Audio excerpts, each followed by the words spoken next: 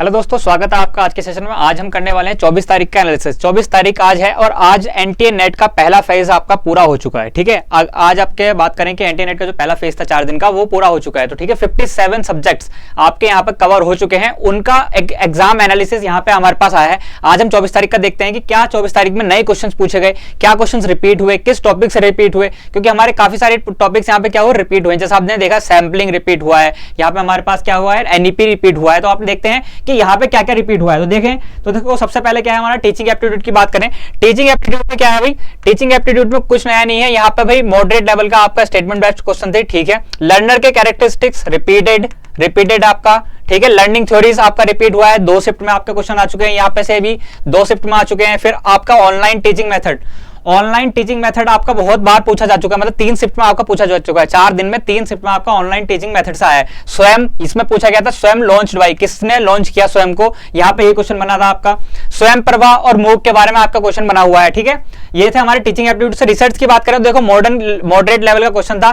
Type of research आपका repeat हुआ है यहाँ पे बहुत बार। ठीक है, टाइप ऑफ की बात करें कि टाइप ऑफ क्वेश्चंस हमारे किस टाइप के, मतलब टाइप ऑफ रिसर्च यहाँ पे जैसे मैंने बताया कि 30 टाइप्स की आपकी रिसर्च है।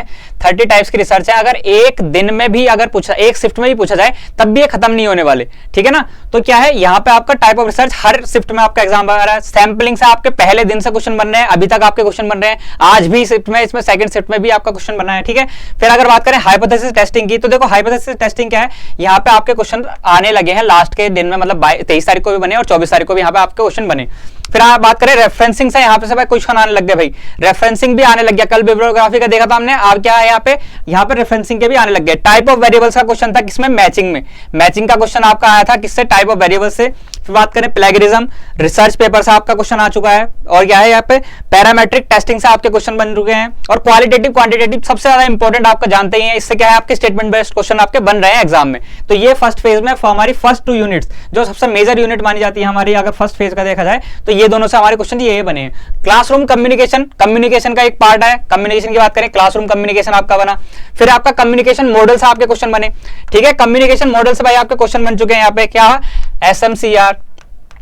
ठीक है ना, SMCR से आपका क्वेश्चन बने। मास मीडिया से आपका क्वेश्चन बनते हैं। मास मीडिया बहुत ज्यादा इंपॉर्टेंट रहता है, मास मीडिया।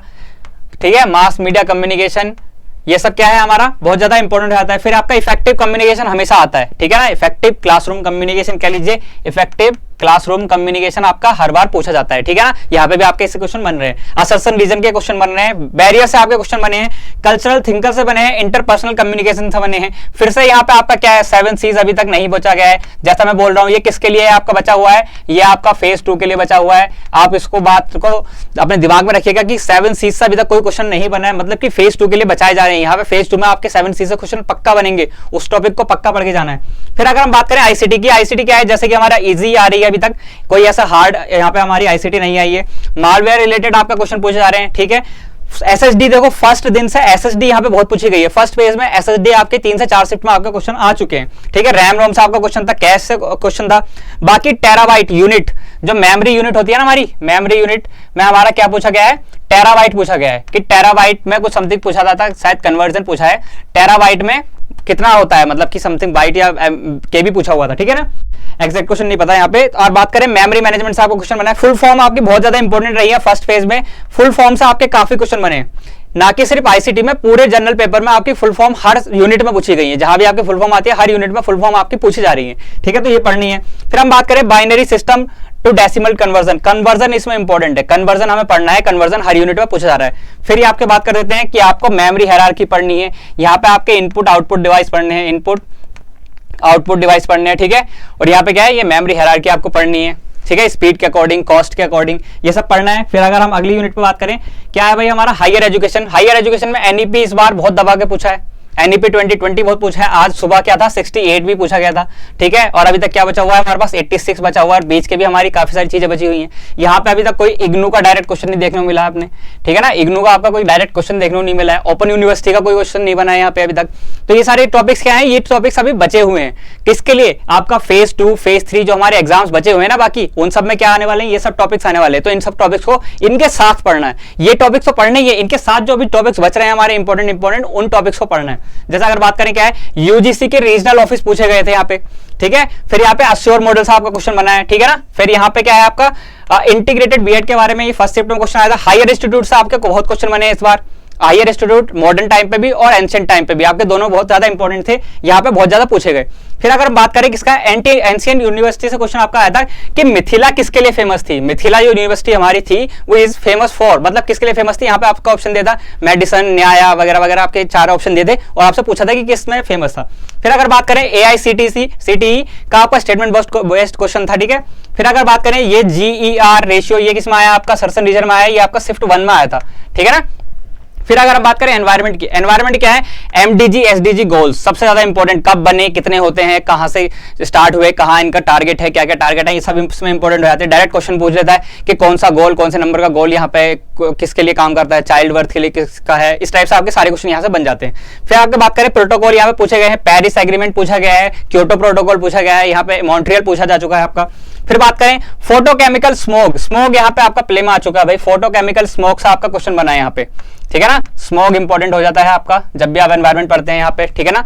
पॉल्यूटेंट से इंपॉर्टेंट हो जाते हैं, तो यहाँ पे क्या है देखो, यहाँ पे पॉल्यूटेंट से भी आपके क्वेश्चन बनते हैं, पॉल्यूटेंट भी आपका पूछा गया है, ठीक है। फिर पॉल्यूशन से भी आपके क्वेश्चन बचे हैं, पॉल्यूशन से भी आपके क्वेश्चन बने हैं, ठीक है ना। यहाँ पे एयर पूछा गया है, वाटर पॉल्यूशन पूछा गया है, नॉइस पॉल्यूशन से बन चुका है, ठीक है। फिर अगर बात करें अगला क्वेश्चन था आपका turbine is not needed in, मतलब कोई 4 ऑप्शन दे रखे थे आपकी जो एनर्जी होती है, रिसोर्सेज होते हैं रिन्यूएबल और नॉन रिन्यूएबल, उसमें पूछा गया था टरबाइन किसमें नहीं चाहिए होती है, ये आपका क्वेश्चन बना था। फिर आपका थर्मल पॉल्यूशन से आपका क्वेश्चन बना था, ठीक है ना। थर्मल पॉल्यूशन, यहाँ पे पॉल्यूशन के हमने टाइप पढ़े, ये पॉल्यूशन है, पॉल्यूशन के टाइप पढ़े हमने, क्या है नॉइस, और हमने एयर देखा था, वाटर देखा था, यहाँ पे क्या है थर्मल पॉल्यूशन से भी आपका क्वेश्चन बन चुका है। फिर अगर बात करें पॉल्यूटेंट से हमेशा बन रहा है यहाँ पे सोर्स एंड इफेक्ट पूछता है कि किससे क्या कॉज होता है, कौन किसको हार्म होता है। रिन्यूएबल नॉन रिन्यूएबल से आपके क्वेश्चन बन रहे हैं। एसिड रेन से क्वेश्चन बना है, IS से इंटरनेशनल सोलर अलायंस से आपका क्वेश्चन बना है, ठीक है, क्योंकि इसका हेडक्वार्टर कहां होता है, दिल्ली, हेडक्वार्टर दिल्ली है। कब बना है, ठीक है, ये कब से स्टार्ट हुआ है, 2008 से स्टार्ट हुआ। फिर यहाँ पे क्या हुआ कि ये क्यों इंपॉर्टेंट है, क्योंकि इसका इंटरनेशनल हेडक्वार्टर यहाँ पे है इंडिया में। इंडिया के लिए ये बहुत बड़ी बात है कि यहाँ पे एक इंटरनेशनल हेडक्वार्टर, जैसे कि जेनेवा वगैरह वगैरह बाहर हर देश में होते हैं, यहाँ पे क्या इंपॉर्टेंट है, यहाँ पे सोलर अलायंस जो सोलर एनर्जी की बात करते हैं उसका हेडक्वार्टर आपका दिल्ली में। फिर अगर बात करें कन्वेंशनल और बायोडाइवर्सिटी, यहाँ पे तो ये इंपॉर्टेंट है कि ये सब कन्वेंशन और प्रोटोकॉल्स में आपका आ जाता है, ठीक है।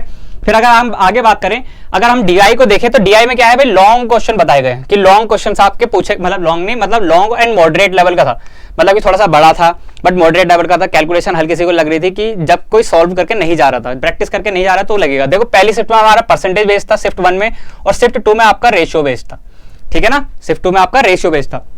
फिर बात करें मैथ्स एंड रीजनिंग में, देखो मैथ्स रीजनिंग इजी आ रही है आपकी, कोडिंग डिकोडिंग बेसिक लेवल की आ रही है, कोई नया नहीं आया। आर्टिफिशियल इंटेलिजेंस का क्वेश्चन बना है। नंबर सीरीज आपकी इजी आई है, ठीक है, नंबर सीरीज इजी आई है। रेशियो प्रोपोर्शन से आपके क्वेश्चन काफी देखने को मिले हैं, किस किस में, शिफ्ट 1 में, मतलब शिफ्ट 1 में नहीं गई, ये 21 तारीख से लेके आज तक, 21 से लेके और 22, 23 और 24, ये सारे टॉपिक्स क्या हुए हैं, रिपीट हुए हैं। कौन से, एक तो हमारा रेशियो प्रोपोर्शन रिपीट हुआ है, दूसरा हमारा टाइम एंड वर्क रिपीट हुआ है यहाँ पे। फिर अगर बात करें सिंपल इंटरेस्ट और कंपाउंड इंटरेस्ट दोनों आ गए, यहाँ पे अभी हमारा प्रॉफिट लॉस था, प्रॉफिट लॉस भी यहाँ पे आ चुका है, ठीक है। रैंकिंग का सिंपल क्वेश्चन बना था रीजनिंग में। फिर क्या है, डेसिमल वैल्यू का आपका सिंप्लीफिकेशन का एक छोटा सा क्वेश्चन था, वो भी आप आराम से कर लोगे, कोई बड़ी बात नहीं थी, ठीक है। फिर अगर हम आगे बढ़े तो अगला क्या है, अगला हमारा लॉजिकल रीजनिंग है भाई। लॉजिकल रीजनिंग इस बार थोड़ी सी फर्स्ट फेज में थोड़ी सी कॉम्प्लिकेटेड लगी है बच्चों को। यहाँ पे बात करें क्या है, सिलोगिज्म आपका मेजर माइनर टर्म्स पूछा गया। फैलेसीज में रेड हेडिंग का बारे में आपके पूछा गया। इंडियन लॉजी में क्या है, प्रमाणा से डायरेक्ट क्वेश्चन बनाया, अनुमाना और उपमाना को लेके। स्कूल ऑफ फिलोसफी पूछे गए हैं एंड उनके फाउंडर्स पूछे गए हैं, ठीक है ना, कि न्याय किसने फाउंड किया, वैसिका किसने फाउंड किया, ठीक है, ये सब पूछा गया। फिर आपकी बात करें न्याय सिलोगिज्म, ये इंपॉर्टेंट टॉपिक है जिससे अभी तक एक क्वेश्चन देखने को मिला है सिर्फ, ठीक है ना। फिर अगर बात करें इंडक्टिव डिडक्टिव रीजनिंग, सबसे ज्यादा इंपॉर्टेंट आपका पूछा जाता है यहाँ पे। स्क्वायर ऑफ ऑब्जेक्शन यहाँ पे सबसे ज्यादा इंपॉर्टेंट क्वेश्चन है, पार्ट है, जिससे अभी तक ज्यादा क्वेश्चन नहीं बनने मिले देखने को, 1 या 2 क्वेश्चन देखने को मिले, ठीक है ना। बट ये आपका बहुत ज्यादा इंपॉर्टेंट क्वेश्चन है, ये आपका फेज 2 और आने वाले एग्जाम में बहुत ज्यादा इंपॉर्टेंट है, इसको पढ़ के जाना है। अगर आरसी की बात करें तो आरसी क्या है, हमारा मॉडरेट लेवल का है, ठीक है ना, सिर्फ मॉडरेट लेवल का आरसी है, और बाकी क्या है, लॉन्ग इनडायरेक्ट क्वेश्चन पूछे गए। लॉन्ग क्वेश्चन और इनडायरेक्ट थे, बाकी सब क्या था, मॉडरेट लेवल का। तो आप देख सकते हैं यहाँ पे हमारा पेपर में ज्यादा पार्ट किसका आ रहा है इस बार, higher education, environment, communication and research, ये 4 टॉपिक यहाँ पे फर्स्ट फेज में बहुत ज्यादा पूछे गए। फर्स्ट फेज में काफी सारे डायरेक्ट क्वेश्चन बने इनसे और काफी सारे नए क्वेश्चन भी बने। तो अब क्या है, अब जो टॉपिक्स बाकी बच रहे हैं उन पे ज्यादा फोकस देना है, प्लस इन सबके टॉपिक्स को आपको पढ़ के जाना है आपके फेज 2 के लिए और आने वाले जितने भी एग्जाम है। तो ठीक है, सबको आपकी तैयारी के लिए गुड विशेष, आप तैयारी करते रहिए। फेज 2 की सिटी तो आ चुकी है, एडमिट कार्ड भी शायद आज या कल में रिलीज हो जाएंगे, तो आप वही चेक कर सकते हैं। और जो नेक्स्ट फेज वाले बचेंगे उनके लिए भी क्या है, उनके लिए भी एक अलार्मिंग सिचुएशन है कि वो तैयारी शुरू कर दें। हो सकता है जैसे इनका फेज 2 चालू हो, आपके एडमिट कार्ड या आपकी सिटी रिलीज कर दी जाए। तो आप तैयारी करते रहिए। बाकी आप चेक कर सकते हैं चैनल पे, आपको प्लेलिस्ट मिल जाएगी, आपको प्लेलिस्ट में मैथ्स की पूरी वीडियोस मिलेंगी। ठीक है, रीजनिंग हमने स्टार्ट करिए, बाकी आपको बेसिक सारी चीजें मिल रही है। बाकी आप एनालिसिस देख सकते हैं कि किस तरीके के टॉपिक्स आपके पूछे गए, ठीक है ना, और किस तरीके के टॉपिक्स आपको पढ़ने हैं। ठीक है, तो आप इस तरीके की वीडियो के लिए बने रहिए। बाकी लाइक कीजिए, शेयर कीजिए, जितना आप शेयर करेंगे उतना ज्यादा हमारे पास रीच बढ़ेगी और बच्चों को पता चलेगा कि किस तरीके का पेपर बन रहा है। ये ज्यादा इंपॉर्टेंट है कि बच्चों को पता चले कि वो एग्जाम में जाके किस तरीके के क्वेश्चन फेस करने वाले हैं। ठीक है, तो आप इसको शेयर कीजिए, सब्सक्राइब कीजिए, बाकी बने रहिए हमारे साथ, प्रिपरेशन करते रहिए। आप सबको गुड विशेष आपके एग्जाम के लिए। Thank you.